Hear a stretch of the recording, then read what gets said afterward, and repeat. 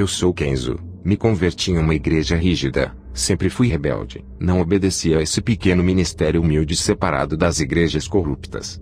O Senhor disse que iria me usar, mas eu não poderia querer fama e sucesso, porque no dia em que os homens me exaltassem, eu perderia todas as revelações que Deus me daria.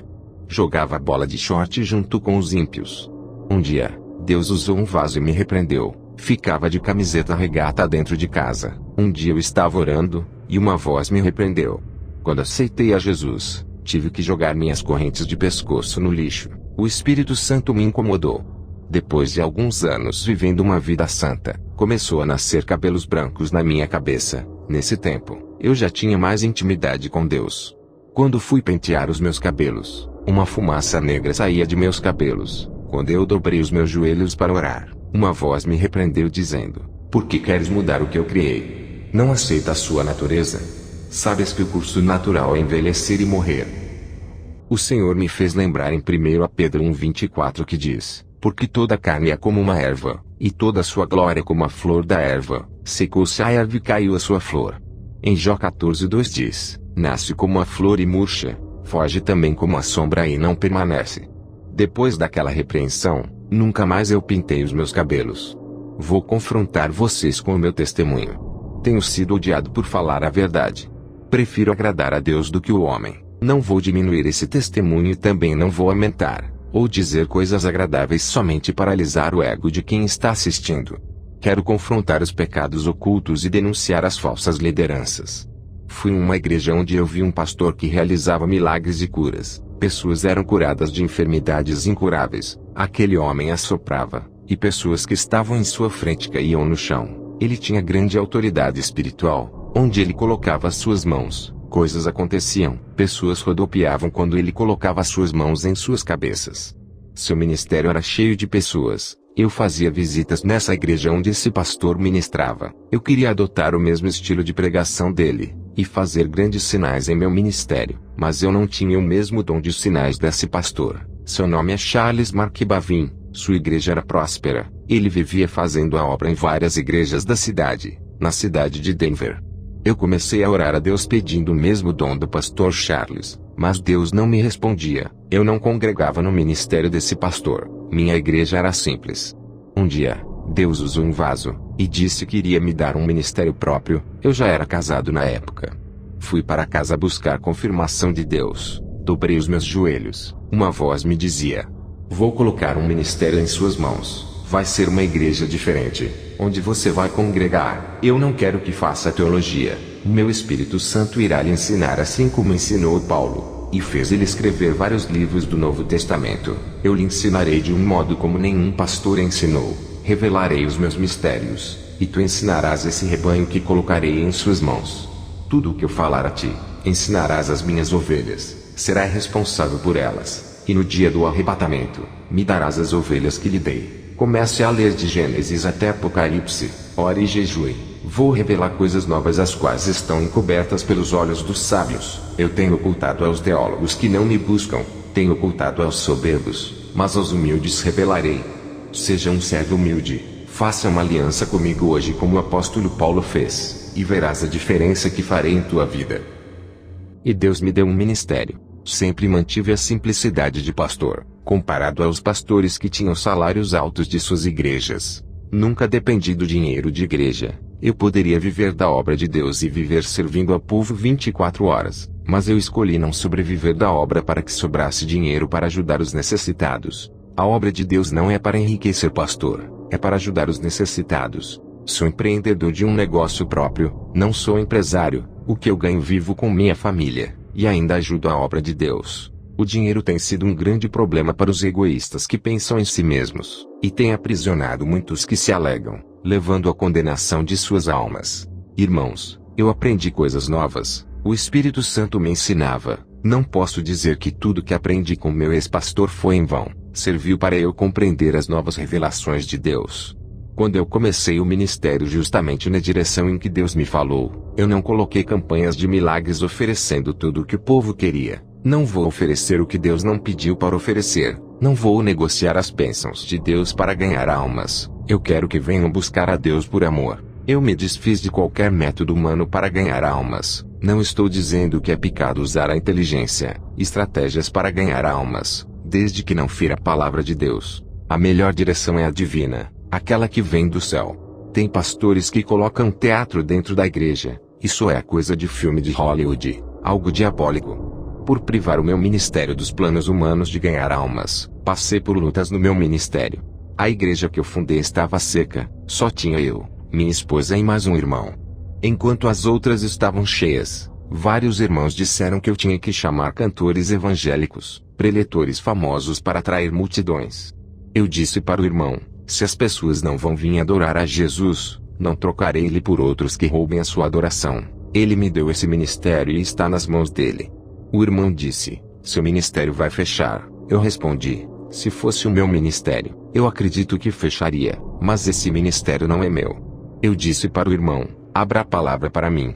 Aquele irmão abriu a palavra, e caiu em Apocalipse 3, 7-8 que diz, e ao anjo da igreja que está em Filadélfia escreve, isto diz o que é santo, o que é verdadeiro, o que tem a chave de Davi, o que abre e ninguém fecha, e fecha e ninguém abre, conheço as tuas obras, eis que diante de ti pus uma porta aberta, e ninguém a pode fechar, tendo pouca força aguardaste a minha palavra, e não negaste o meu nome. O irmão me disse, Deus é contigo. Foram 6 meses de oração naquela igreja humilde, o Espírito Santo começou a enviar vidas para aquele lugar. Em um ano, o meu ministério lotou de pessoas sem precisar oferecer bênçãos, carros, casas e curas. O Espírito Santo curava, dava dons, várias pessoas se consertaram e largaram o pecado, renunciavam ao mundo. Irmãos de outros ministérios largavam seus pastores para congregar comigo. Isso causava ciúmes em vários pastores que só pensavam em somar, ajuntar, mas não sabiam doutrinar. Todos os que congregavam comigo diziam que tinha algo diferente no ministério que Deus me deu. Eles sentiam Deus bem pertinho deles. Eu disse, vocês querem saber qual é o segredo desse ministério? Jesus é o cabeça, ele está na direção. Obedecemos suas doutrinas enquanto as outras igrejas têm como cabeça os líderes, não Jesus, e não obedecem suas doutrinas, entristecem o Espírito Santo pelas suas insubmissões. As igrejas ficam frias sem a presença de Deus. Todas as almas que vinham para a igreja, era porque eu seguia a direção de Deus.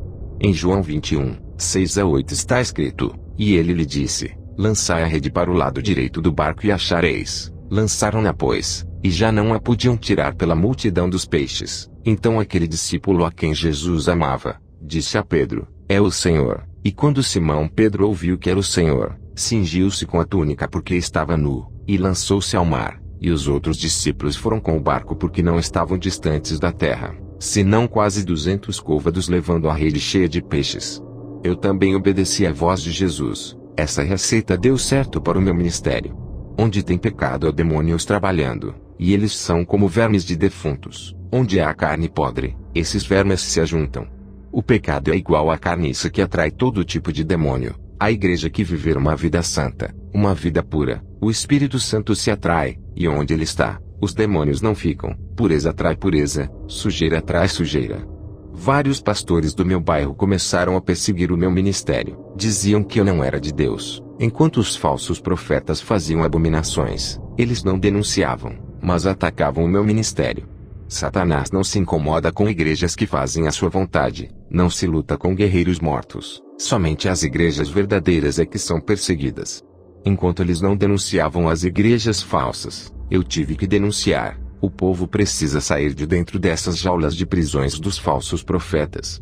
3 pastores que tocaram no meu ministério, morreram sem salvação, e outros 2 tiveram suas igrejas fechadas porque fizeram de tudo para fechar essa porta da verdade que Deus abriu. Se o meu ministério fosse da mentira, eu já teria pago um alto preço por enganar as pessoas. Muitos blasfemaram contra o Espírito Santo, dizendo que não era Deus quem operava em meu ministério que prega a sã doutrina. O Senhor disse que para esses que blasfemaram contra o Espírito Santo não havia mais perdão, apesar de ter muitos pastores enganadores. Os demônios fazem de tudo para que essas igrejas não fechem, para continuar enganando o povo. Eles vão enganar até quando Deus quiser. Os seus dias estão chegando onde Deus dará final por todas as suas maldades.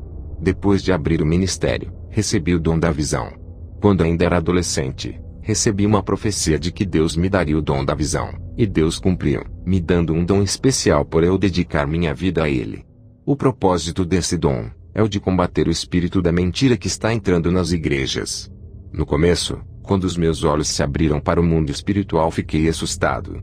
Vi vários demônios andando no meio do povo, e outros voavam pelos ares. Fiquei apavorado. No outro dia, tudo estava normal. Parecia que eu tinha perdido o dom da visão. Depois os meus olhos se abriram, e enxergava o mundo espiritual de novo.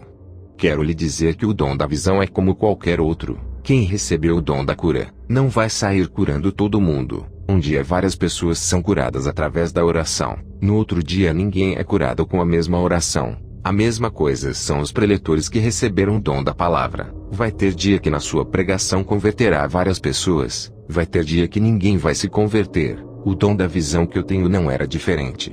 Tinha dias em que era permitido eu ver, e haviam dias que não. Eu apenas via a rua da minha casa e as árvores da minha rua. Nem sempre os meus olhos viam o mundo espiritual.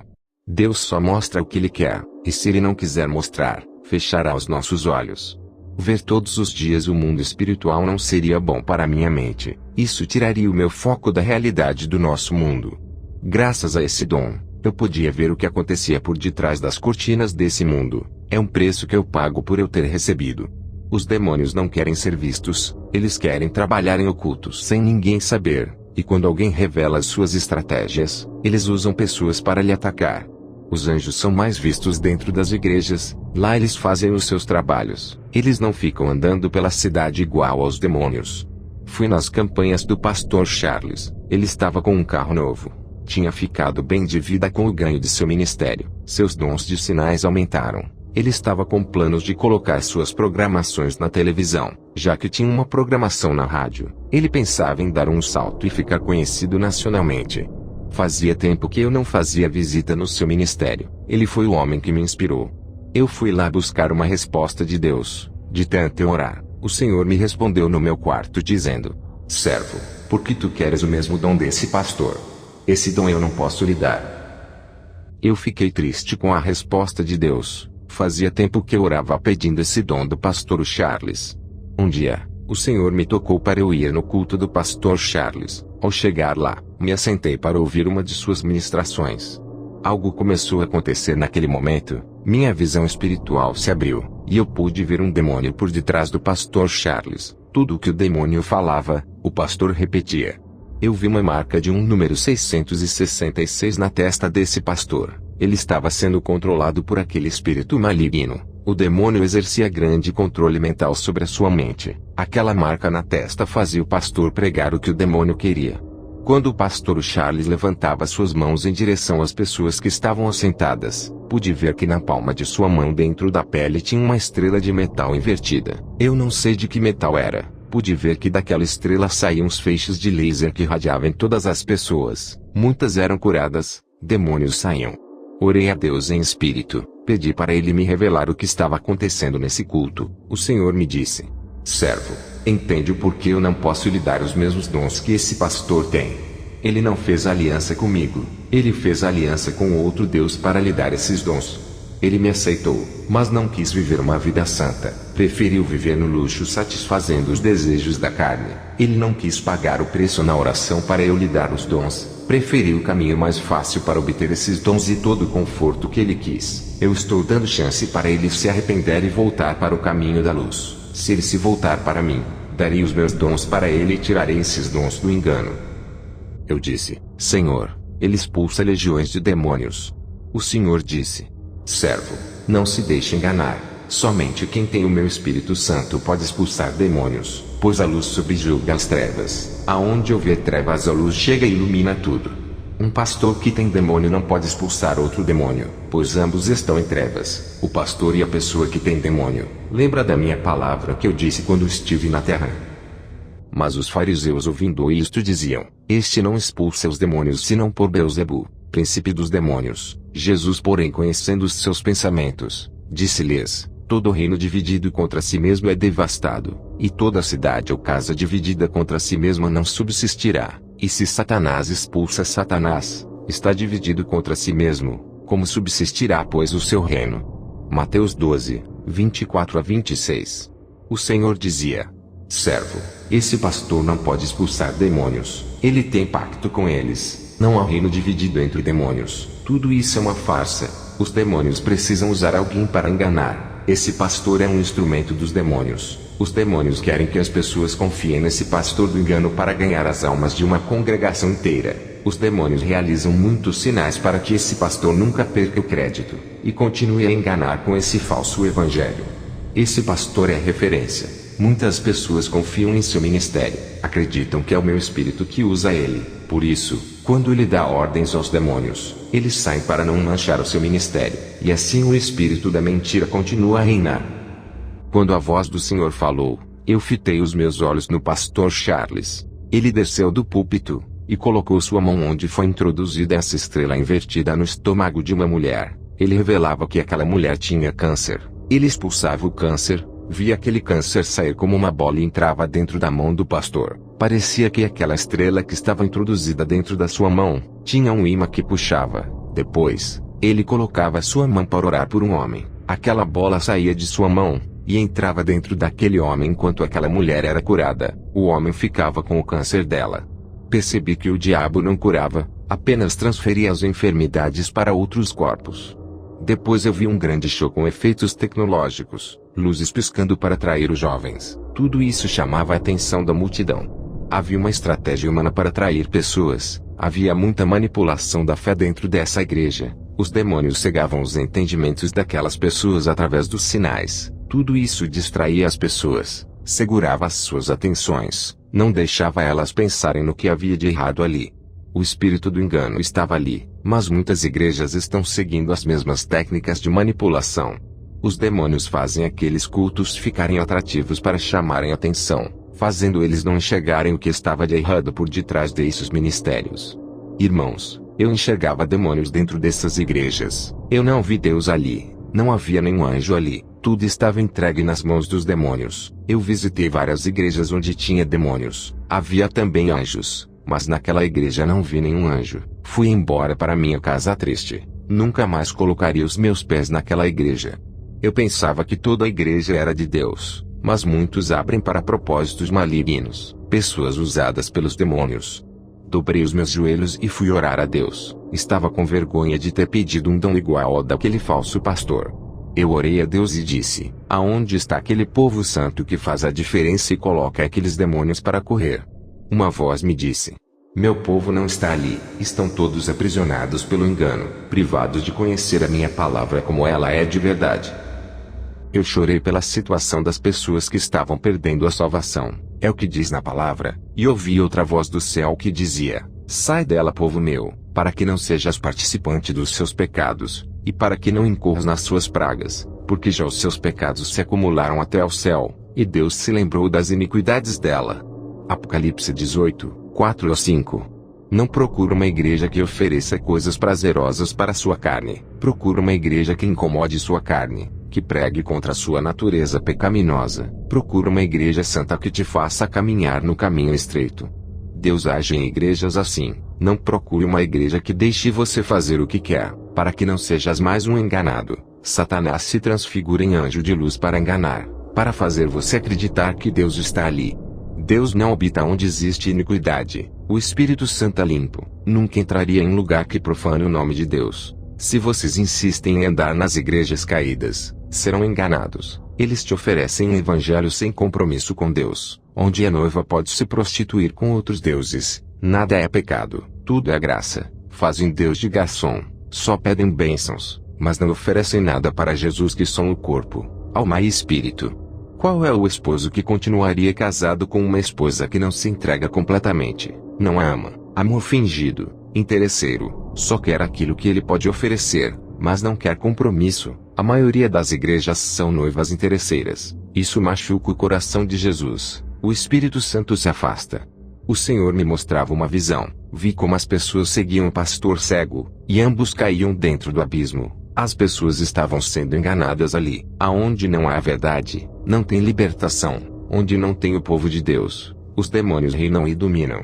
Vou contar como que foi o meu arrebatamento. O Senhor me disse: em uma madrugada vou lhe arrebatar, como eu tenho feito com várias pessoas dos 4 cantos do mundo. Quero despertá-los. mas muitos são incrédulos. Eu tenho arrebatado muitos para abrirem seus olhos sobre a realidade do mundo espiritual. Eles têm criticado os meus servos chamando-os de mentirosos, têm duvidado das revelações, das visões, das profecias. Tem acontecido muitos sinais nos céus e na terra. Eles não querem acordar, continuam chamando os meus servos de falsos. Eu vou abalar as estruturas da terra para que eles venham a crer. Muitos vão descer para o inferno por causa de suas rebeldias contra a minha palavra. Eles têm tocado no meu espírito que tem revelado coisas ocultas aos pequeninos. Eles têm tocado nos meus ungidos. Quero lhe trazer o despertamento, mas eles não querem. Estão com surdez espiritual. Minhas palavras entram pelo ouvido direito e saem pelo esquerdo. Seus corações são terrenos pedregosos, corações duros. Criticam meus servos. Se esquecem que eu sou o que sou, e que ainda revelo coisas ocultas e mistérios. Em Jeremias 33:3 diz: Clama a mim, e responder-te-ei, e anunciar-te-ei coisas grandes e firmes que não sabes. Ele dizia: Eu ainda velo por essa palavra, eu alerto, avisos sobre os caminhos perigosos, mas eles preferem dar ouvidos aos falsos profetas ao invés de dar ouvidos aos meus pequeninos. Vou começar a riscar muitos nomes do livro da vida dos críticos da verdade. Vou dar legalidade para o demônio da morte e levar muitos que se dizem cristãos por se rebelarem contra a sã doutrina. Satanás tem impedido as almas de muitos. Eu tenho dado chance para se humilharem, mas eles são soberbos, nada sabem, e pensam que sabem tudo. Eles dizem que Satanás está debaixo de seus pés, mas são eles que estão debaixo dos demônios por não querer largar os seus pecados. Eles dizem que Satanás já foi derrotado, mas dão lugar para ele trabalhar. Eles não sabem que Satanás é muito mais inteligente do que toda a raça humana, e sua experiência de enganar as pessoas é desde o jardim do Éden até hoje. Eles não levam essa guerra espiritual a sério assim como os anjos levam. Eles dizem que já são salvos e nunca perderão suas salvações. Uma vez salvo será salvo para sempre, mesmo que venha a pecar. Isso traz tranquilidade e falta de vigilância em suas vidas espirituais, e Satanás se aproveita de pequenas aberturas e entra em suas vidas. Vou te levar ao inferno, e mostrarei somente os lugares de cristãos que foram vencidos por se acomodarem em seus pecados.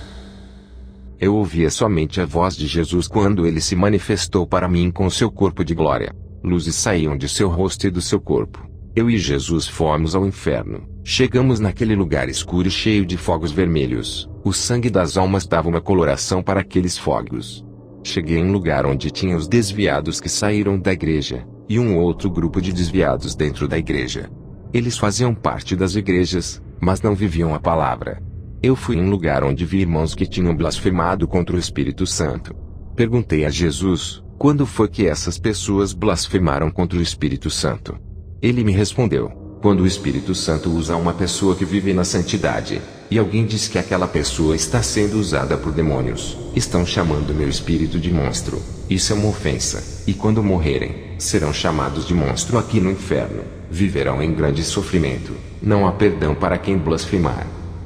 Vi pessoas católicas que blasfemaram e zombaram do Espírito de Deus, vi pastores que blasfemaram do Espírito Santo também.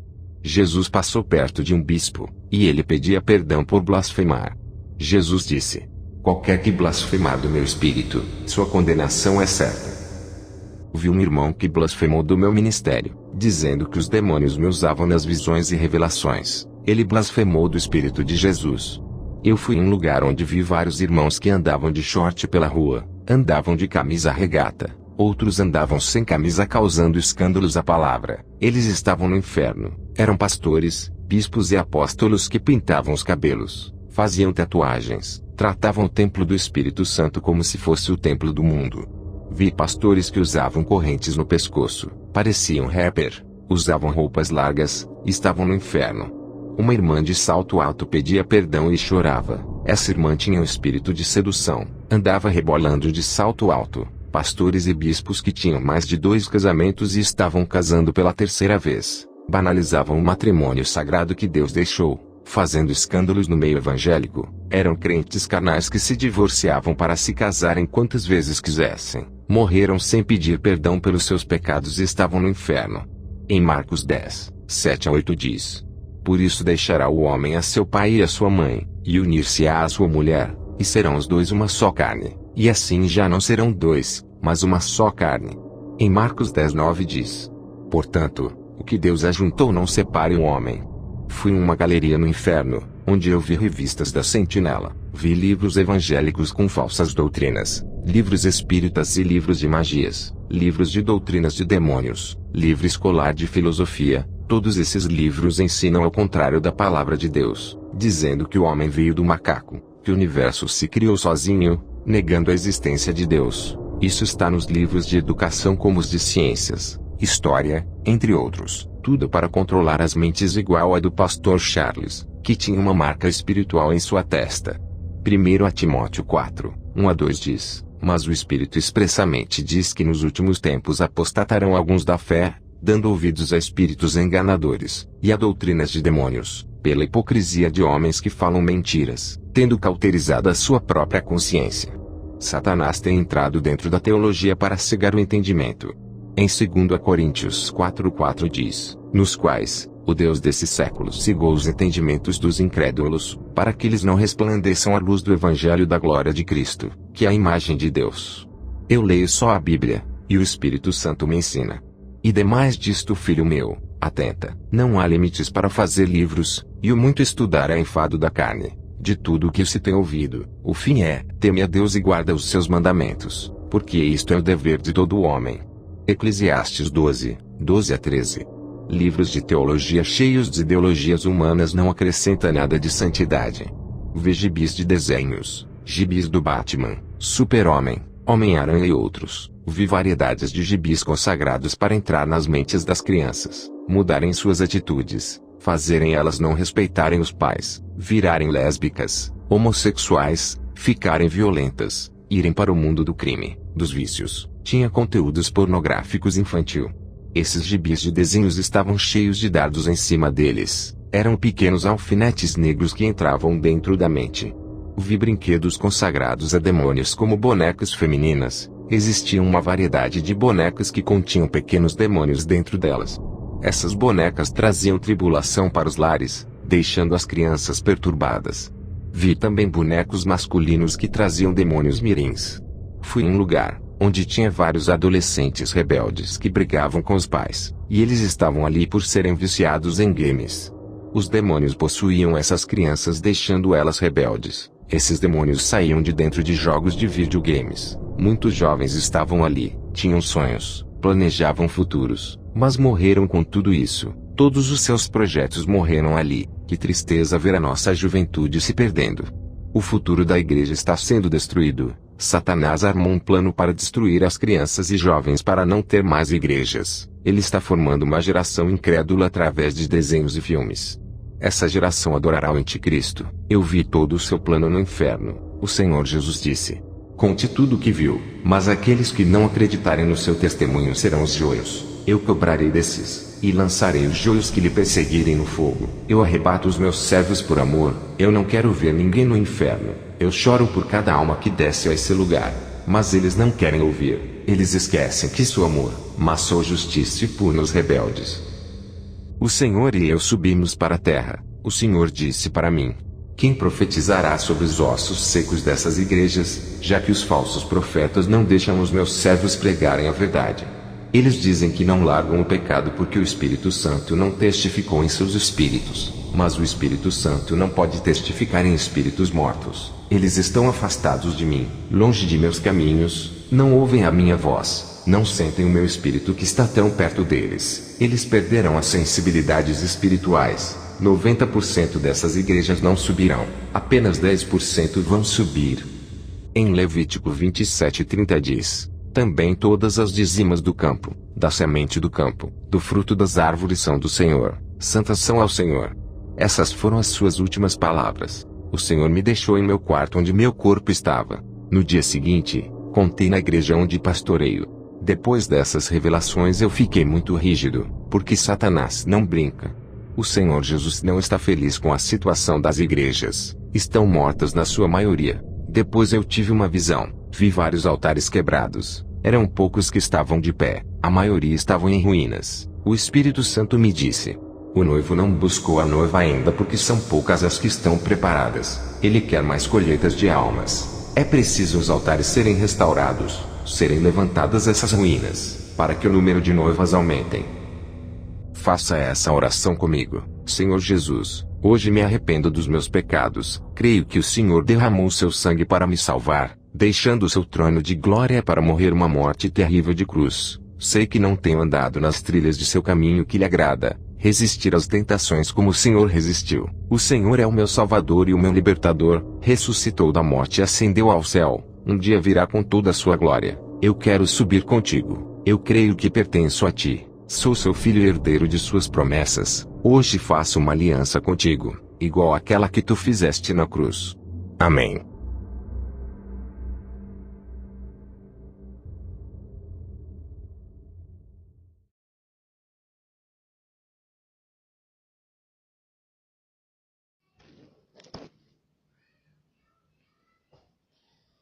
Eu me chamo Ronald Muzona.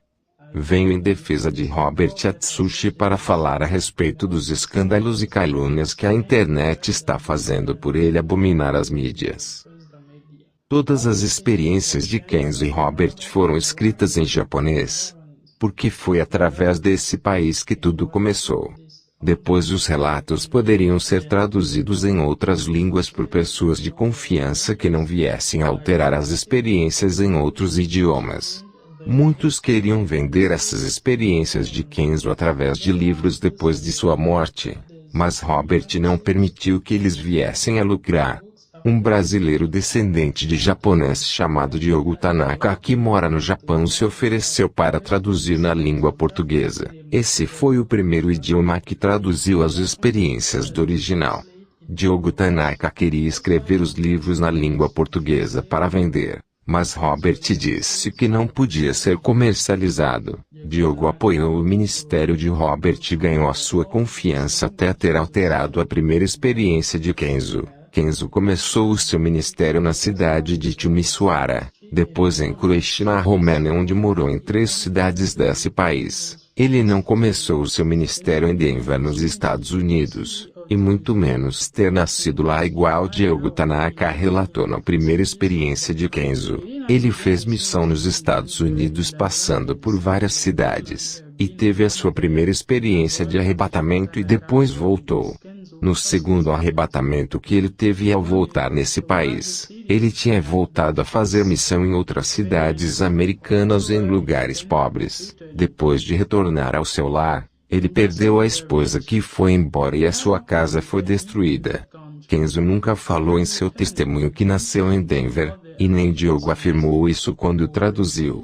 Apenas colocou que ele morava em Denver. Diogo alterou a cidade tirando as originais e colocou outra cidade, mas as visões ele não alterou quando as traduziu. Foi nos Estados Unidos que Kenzo conheceu Michael Watson e a sua irmã Kimberly, que foram impactados pelo seu ministério viajando para morarem perto do pastor se tornando seus membros.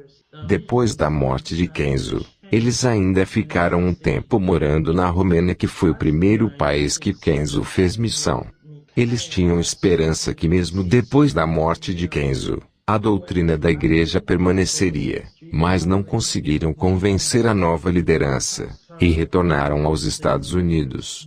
O pastor Robert não está em Debrecen nesse momento, está percorrendo os países da Ásia fazendo a missão. Kenzo não é americano, ele é japonês, e nem Robert é americano. Mas ele gostava de fazer a missão levando o seu filho Robert quando ainda era criança junto com ele ao lado da sua esposa percorrendo várias cidades americanas. Quando ele envelheceu junto com a sua esposa, ele não levou mais ela por causa da idade avançada, e o seu filho havia se desviado. As visões de todas as experiências de Kenzo não foram alteradas, mas apenas o nome da cidade. Diogo Tanaka fez isso porque Robert não deixou ele escrever o livro na língua portuguesa para obter lucros. Robert só vai se pronunciar na internet se Deus permitir. Ele não vai desobedecer a Deus para obedecer ao querer do homem que deseja sua promoção através da internet. Eu também faço a obra de missão, e nesse momento eu estou longe do meu país. Fiquem na paz de Jesus. Amém.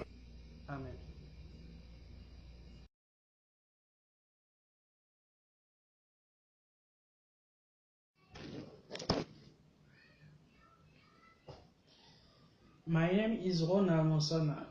I come in the defense of Robert Associates to say about the scandals and slander that the internet is doing because he embraces the media. All the experiences of Kenzo and Robert were written in Japanese because it was through this country that everything began. Then, report could be translated into other languages by trusted people who do not change their experiences in other languages. Many wanted to sell these experiences of Kenzo through books after his death, but Robert did not allow them to come to profit. A Brazilian descendant of Japan named Diego Tanaka, who lives in Japan, offered to translate in Portuguese. This was our first language to translate the experiences of original. Diego Tanaka wanted to write books in the Portuguese language to sell, but Robert said that it could not be marketed. Diego supported Robert's ministry and won his trust until he tampered with Kenzo's first experiences.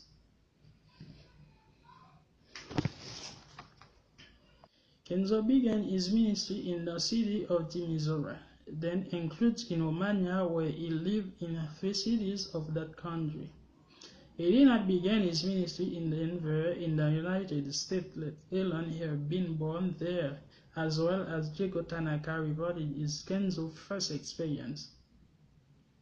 He made a mission in the United States, going through various cities, and had the first experience of rupture and then returning. In the second ravage, he had upon returning in that country, he had returned to the mission in other American cities, poor places.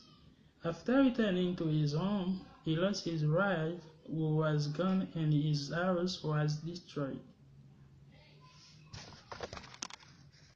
Kenzo never spoke in his testimony that he was born in Denver. Nor did Diego say that when he translated, he just stated that he lived in Denver. Diego altered the city by taking the original and placing another city. But the visions he did not change when he translated.